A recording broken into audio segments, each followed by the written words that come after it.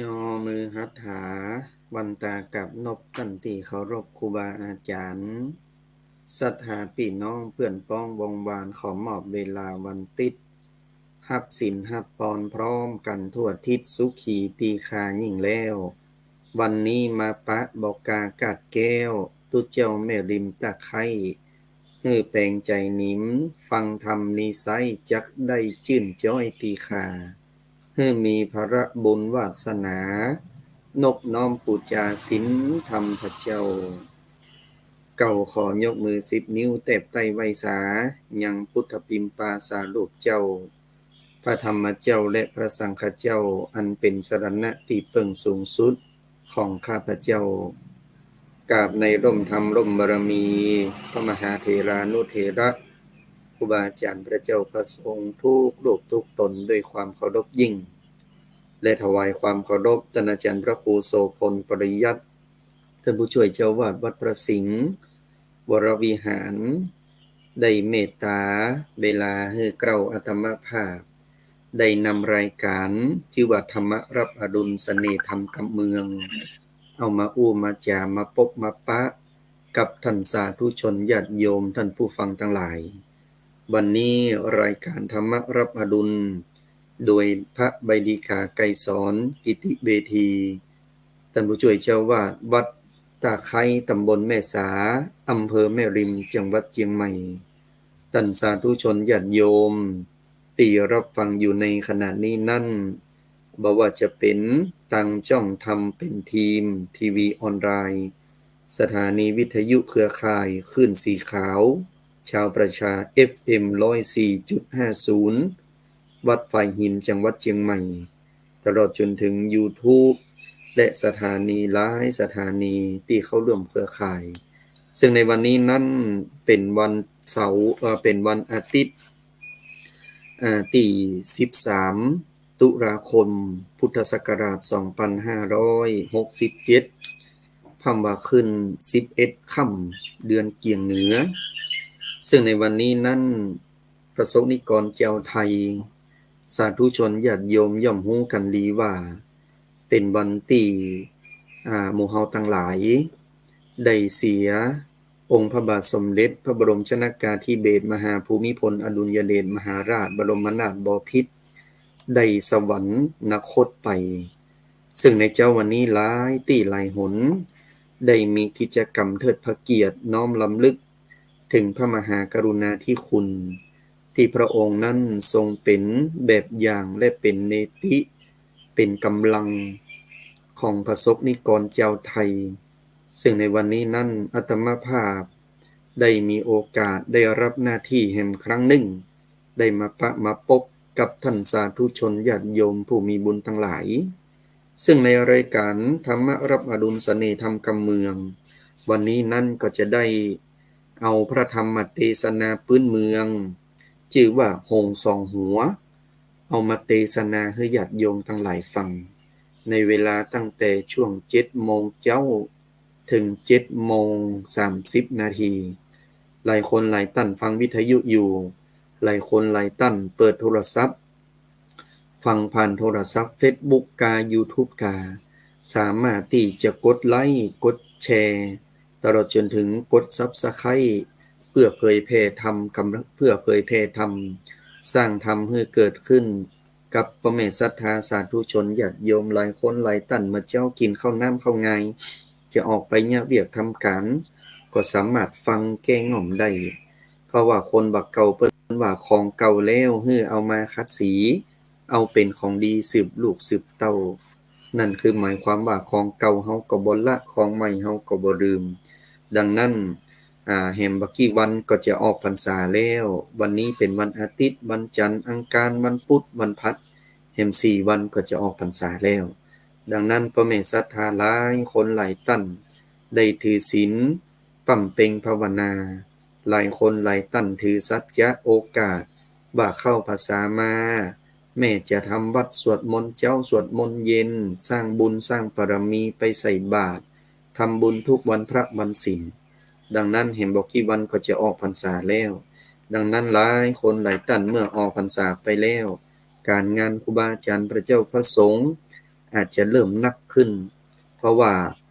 ช่วงเข้าพรรษานี่จะหาก็มีเวลาที่จะได้มาปะมาพบอาทิตย์ก่อนนั่นก็ติดอาตมาภาพก็ติดงานบ่ได้มาปะมาพบวันนี้ได้มาปะมาพบกับญาติโยมท่านสาธุชนผู้มีบุญทั้งหลายแห่งครั้งหนึ่งเอาละต่อจากนี้ไปจะได้เทศนาธรรมชื่อว่าธรรมหงสองหัวญาติโยมฟังไปสุมาเตะกินข้าวน้ำข้าวงานข้าวงายไปก็ฟังไปตัวก็ได้เอาบุญเอาบารมีไปกันอย่างน้อยได้สืบหีดสานหอยของเก่าเกื้อโบราณล้านนาสืบต่อไปตั้งอกตั้งใจฟังธรรมร่วมกันเน้อ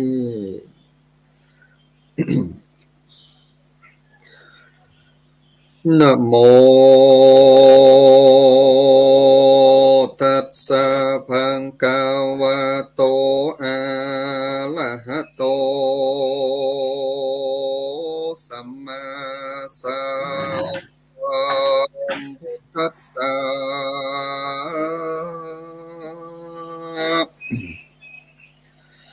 อิมังธัมมะเตสนังสัทธาเจตวันเนวะหันโตอารัมเพกันเทสิสัทธาอันว่าสัมปัญโยพระพุทธเจ้าตนเป็นเก่าที่โลกันจันพงสำรันยังจอดอยู่ในยอดอันลามพังก็ผ่านลบยังจาตะกะงามอันนี้เป็นเหตุพระจริงเต้นเตสนายังกันทาอันนี้ดังจังจี้ยาวไปบัดนี้แลนาเอลาดังโหมานิใสในป่าไม้ดงนายังมีหงสาปานลานตัวเดียวอ่านโดนดีเต้าว่าหัวมันมีเป็นสองเขาปองดองจื้นสูดใจลิงลูปิญาอันได้มาร่วมเกิดเอากำเนิดเดียวกันแม่นจักพันสอดลาตามในป่าดงดำก็ไข่กำเก่าถอยด้วยกำอ่อนอ้อยวอนยายจากกันไปจ้องอู้แม่นจ้องกองดีสามังที่กันบ่ขานบ่พามผ่านบัญยามต่างมีใจงามเลือนแลมีได้แผ่ปันกินการสุขคืนวันคำเจ้าในป่าเศร้าหิมมาปันตะทาในกาลนั้นเล่ายังมีพรานเท่าใจหันสอดดงดันป่าไม้เปื้อเสาะใสแสวงหา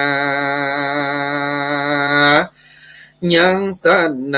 าป่ากว้างมีมากอ้างเหลือลายก่อนพันภายไต่เต่าดันป่าเศร้าดงดอยบ่อหันลอยสัตว์ป่ามีเต้นกล้าไปบน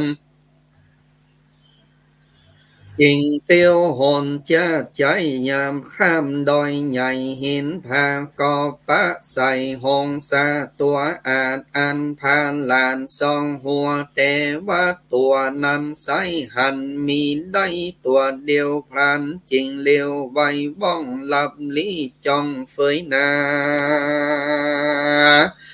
ปินจาลานาบอดจ้าถึงเจ้าฟ้าหอกคงแม่นว่ากูเอาหงปัลลาดเท่าใบมหาราชปุลีเงินคำมีไหลแหล่เตียงจักแผ่ตกปานเป็นล้างบ้านเมืองเต้าพรานป่าเศร้าเกินแล้วใจผ่องแผ้วเจยบานจริงก้อยลัดดงดานป่าไม้ดักเหี่ยวไว้บัดเดียวแล้วรีบเร็วพกอยู่ในแก้วโกเฟยนาส่วนหงสานั้นโสดกำนั้นตัวโหนมาไขว้กันเอวป่าใหญ่ดงดันก็ถูกเหี้ยวพรานบ่วงก้องมันลำล้องเหลือลายดาจังตายความนาส่วนพรานป่าดงนาก็นำเอาหงสาขึ้นสู่ยังตีอยู่เวียงใจรีบนำไปบ่อจ้าถวายเจ้าหอจันก็มีหันเลนาเมื่อนั้นตนเต่าเจ้าปุลี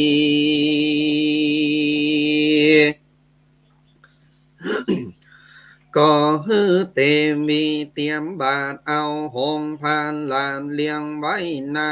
งไทยบนนาก็เอาหงสาดงลามมีคนงามบามบ้องขึ้นสู่ห้องหอคามหงดงดำตั้งกู้ส่งเสียงโยอ่อนอ้อยเป็นที่ไฟหอยปิญญาดังปิ้นจลนาคำเจ้าว่าหงนี้เล่าปานลานหากว่าตัวมันขาดจากกันได้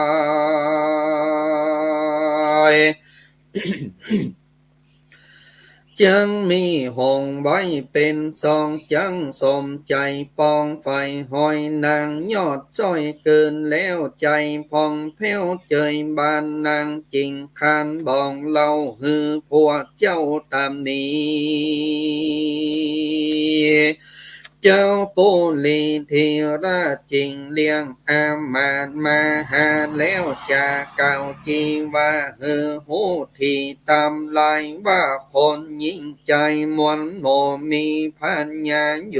สับเสียว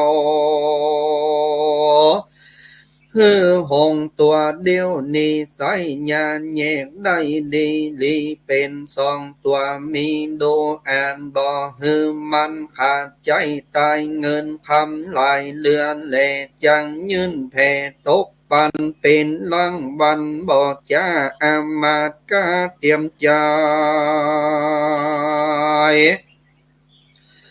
ก็ใครโอกาสว่าคานเดมาหาราชเป็นเจ้าอันกำบอกเราขี้ยาข้านี้นาอาสากันว่าจะเมียนขานก่อนนำหงปันลานขึ้นสู่ยังติโย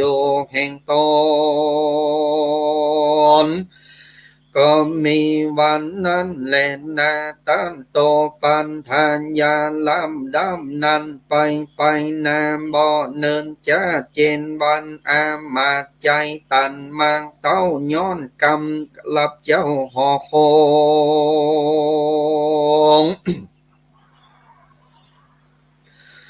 ว่าจังเอาหงสองหัวเป็นสองตัวนั้นใส่เกินบ่ได้ใจตันหากจักฟันผ่านแยกกันหงแตกตายไปเต้าหอดใจโยนโยดเตียงเอาโตดถึงตายอามาตเกินหลายคำเจ้ายินส่งเศร้ามองผ่านบอกกินอาหารข้าวน้ำยามนอนซ้ำเกินลอดดาจังมอยมอดมอละนาขึ้นไปมาลอนไข้ถึงกำแต่ไทยเมิมอ่อนห่างจะซ่อนเก่าถอยแก่คนใหญ่น้อยยิงใจว่าสิบเทียนผ้าลายนั้นเล่ายังบ่เต้าคมควาน แต่กำขานคนนั้นคนกว่าอันหลายปนแม้นเป็นพลโยฟ้ายังใดต่ำจ้าเครื่องการย้อนกำจะเป็นเหตุใดถึงเขนบำบายคนยิงใจโลกใดจังมนไม่เครื่องขี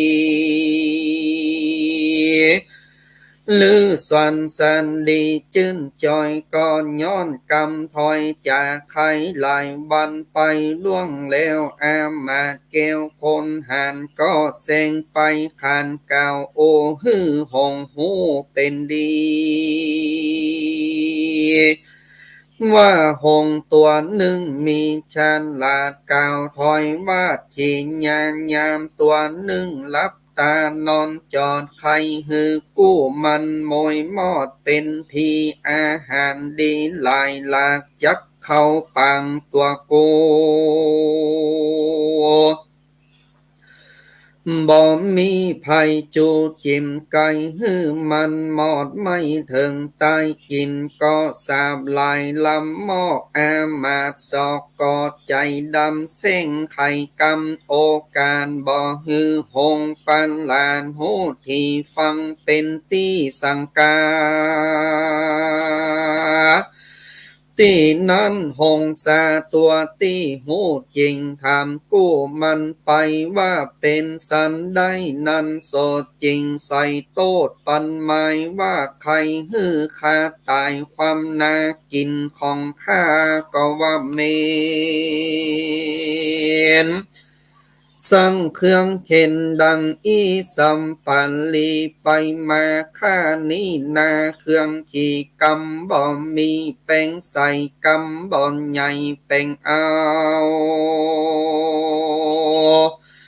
สั่งกวางเมาปั่นบาไข่ฮือตัวข้าเป็นผีหงดงลีตั้งกู้เกยได้อยู่รวมกันมีได้ปันโยงยืนโดยใจจื้นเจยบานยินกำผ่านสนสอบอกึดต่อเหยาวไป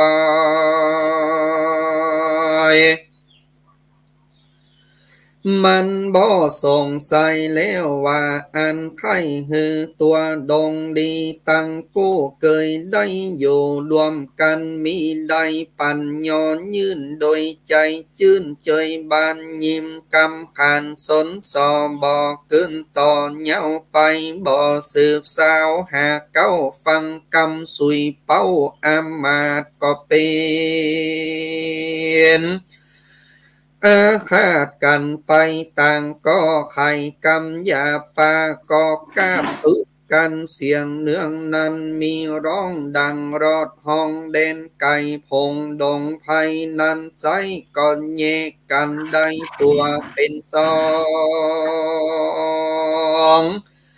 เกยร่วมปองลังผ่อนเกยนอนกอดเอ็มข้างก่อห่างกลางไกลการเลยได้โศกาต่ำก้อยมีบ่อนน้อยไหลภาการปีนั้นอามานหันใจยามบอกความบาปติดตัวกันหงสองหัวบาปใบแยกกันออกได้ดังใจก็นำไปบอดจ้าถวายปุลีก็มีหันแลนนาเมื่อนั้นกันว่าพัญญาใดใจยามบอกความบาปดังประสงค์แล้วก็ถามอามาตย์เกี้ยวเตรียมใจว่าเจ้าญาสันใดนั้นใสจริงเยกันใดดีลีจริงหรือว่าเจ้านิมนต์เวทสันตาเพศกัทาจุ้งไข่จะบอกกล่าวเฮือหูข่าวบัดเดียวอามาเลียวก้มเก่าไข่บอกเล่าที่ญาแต่เก้าส่วนไปด้วยปริญญาไหลแหล่บอกเบนแม่บทได้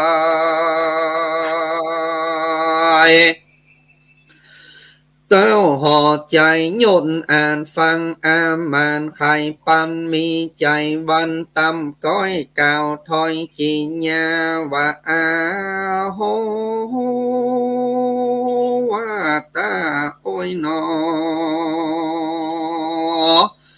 หงนี้นอก่อนกี้รังกันเปียงอีดังใจยินกำไข่ตันกาวสนสอข่าวมุสาก็มีโกธาโคนไม่โตสะใหญ่นำนาโมหะดำมืดเศร้าฟังกำเล่าอันน้อยจริงได้ตำก้อยเครื่องขี่อยู่กันดีคำเจ้าสุงเตี้ยงเต้าคืนวันก็เตงมั่งกันเจียนจานลาผ้ากันไปก็มีหันแลนนานินที่ตั้งขีญาสังวันลานาวิเศษยาห้องเหตุยังทำชื่อว่าหงสองหัวก็บังโกมสมเลนสะเด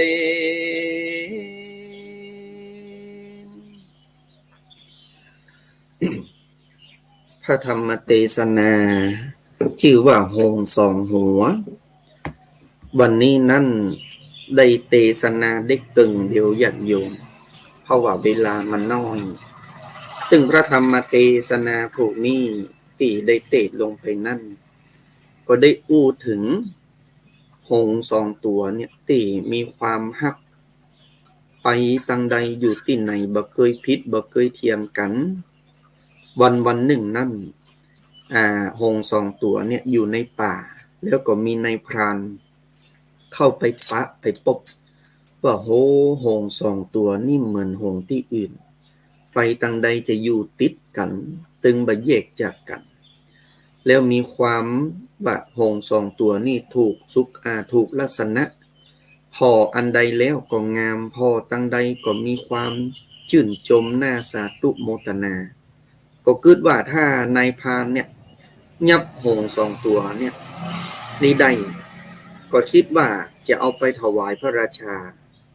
เมื่อเอาไปถวายพระราชาเสร็จเรียบร้อยก็คิดว่าพระราชาคงจะปรับปลื้มปิติใจแล้วจะมอบรางวัลให้นายพรานคนนี้ซึ่งเมื่อยับโยมทั้งหลายเมื่อยับหงสองตัวนี่ได้เรียบร้อยก็ฟังเอาหงนี่ใส่กรงไปน้อมถวายพระราชาเมื่อน้อมถวายพระราชาอันยังเสร็จเรียบร้อยโยมทั้งหลายพระราชาหันว่าโหหงทองตัวนี้ยังมามีความงดงามบ่เหมือนหงที่อื่นที่เคยหู้เคยหันวันนั้นโยมทั้งหลายแต่ว่าหงสองตัวเนี่ยมันติดกันโยมพระราชาก็อู้ว่าเอาอย่างอีในพามถ้าว่าหงสองตัวเนี่ยถ้าเจ้าเนี่ยทำให้หงสองตัวเนี่ยแยกออกจากกันได้จะมีวิธีใด